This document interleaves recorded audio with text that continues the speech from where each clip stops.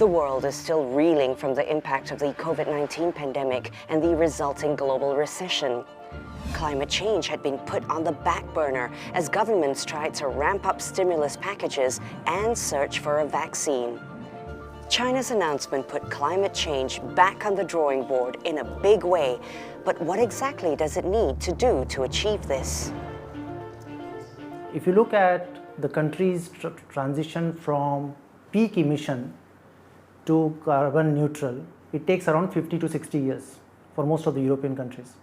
For China, the peak emission is going to happen in 2030 and carbon neutral by 2060.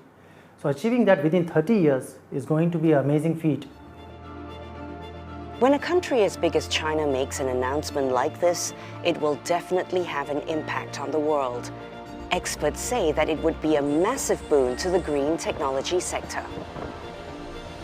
What it would mean is, because of this target, they will double down on the innovation in the renewable energy clean technologies, which would essentially mean that all the countries in the region and perhaps globally will start benefiting from that innovation. The fact of the matter is there's a lot of green financing available globally, which is searching for good investment opportunities. So I think this is a good confluence of net zero target, technology innovation and financing being available, all three coming together to drive the growth for a sustainable future. Financing the transformation is a daunting task. Cambridge Econometrics forecasts that investment in the power sector alone would need to increase by $4 trillion over the next 40 years. But experts say the announcement is a big catalyst for green financing and impact investing.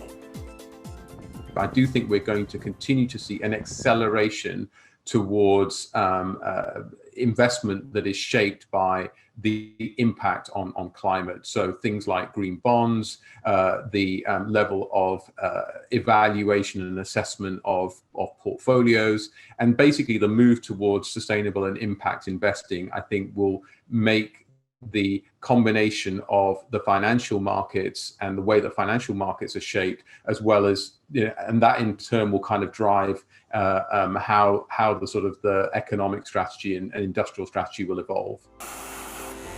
Despite the scale of the transformation, experts are confident that China could pull it off, having made great strides in technology over the last 20 years.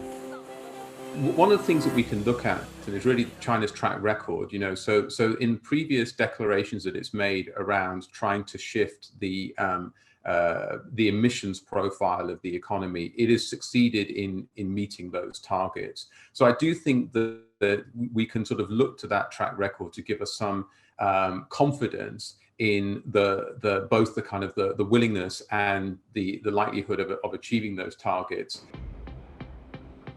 Others are slightly more cautious and are watching with great interest for more information regarding how China intends to achieve this target and how it would impact its current Belt and Road initiatives around the world.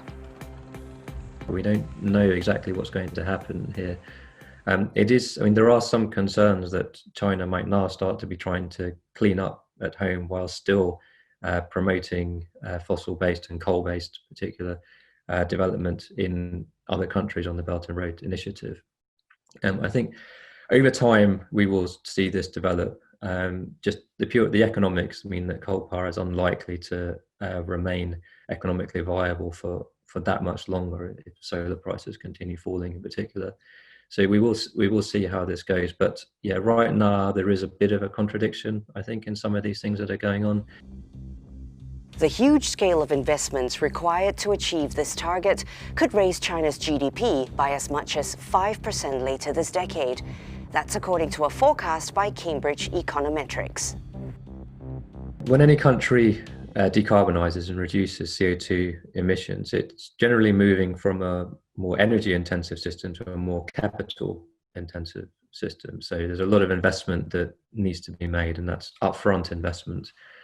Now, inevitably, a lot of that investment will be funded by borrowing and new debt that's taken on by either the government or by the private sector.